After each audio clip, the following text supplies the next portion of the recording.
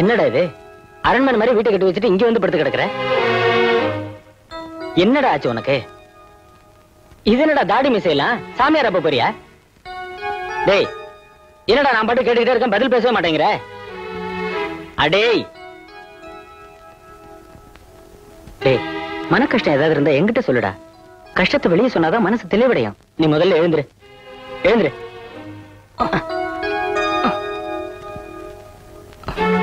சொல்லுடா. Come on, tell me. ராஜா, இப்ப நான் உனக்கு டாக்டர் இல்ல, உன் ஃப்ரெண்டுடா. நான் சொல்லுடா. நான் ராதாவை லவ் பண்றேன்.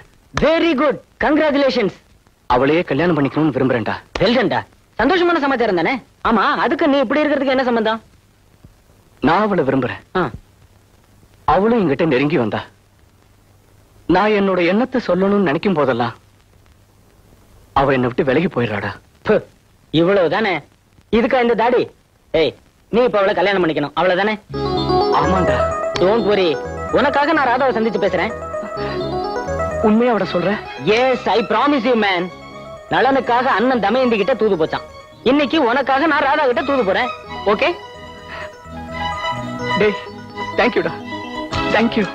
இசைக்குயில் இளையராணியே, உங்கள் ரசிகன் டாக்டர் ரவி வந்திருக்கிறேன். வணக்கம். வணக்கம். வந்தனம். நமஸ்கார். நீங்க உம்மை சந்திக்க வேண்டும் என்று யாம் நினைத்தோம். நோக்கம் பிடித்து இங்கு வந்தோம்.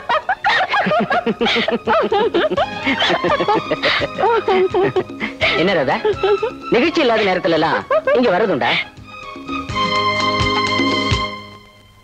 என்னடா இதெல்லாம் இவனுக்கு எப்படி தெரிஞ்சதுன்னு நினைக்கிறியா? அன்பு, பற்றுதல், பாசம் எதுவுமே தெரியாம வாழ்ந்துகிட்டு இருந்தவன் ராஜா. உன் அன்பான பார்வையும், பற்றுதலான இசையும், பண்பும் பாசமுமான நடத்தையும் அவனை ரொம்ப கவர்ந்துருச்சுமா. உன்னை பார்க்க முடியாம உன்னையே நினைச்சுக்கிட்டு சாப்பிடாம தூங்காம பைத்தியம் பிடிச்ச மாதிரி அலைஞ்சிட்டு இருக்காமா. ராதா, நீ அவனை ஏத்துக்கலன்னா உன்னையே நினைச்சு நினைச்சு அந்த ஏக்கத்திலேயே அவன் செத்துருவாமா.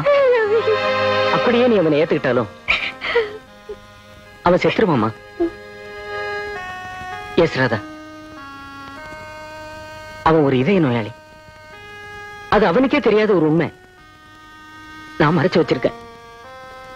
மாத்திரைகளும் மருந்துகளும் அவனுக்கு பயன்படும் நான் நினைச்சேன். ஆனா அவன் அதை பயன்படுத்தலமா. உணர்வுகள் இருக்கலாம், ஆனா கணவன் மனைவி உறவுக்கு அவன் உடல்ல பலம் இல்லை.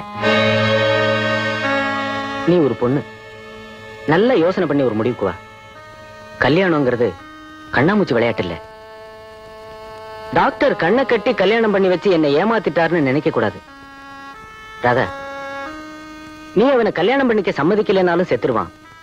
அப்படியே சம்மதிச்சு நீ அவனை கல்யாணம் பண்ணிக்கிட்டாலும் செத்துருவான். அவன் இருக்க போறது கொஞ்ச நாளைக்கு தாமா. அவனுக்கு ஒரு வாழ்வு கொடுமா. மறுபடியும் சொல்றேன், நல்லா யோசிச்சு ஒரு முடிவுக்கு வா.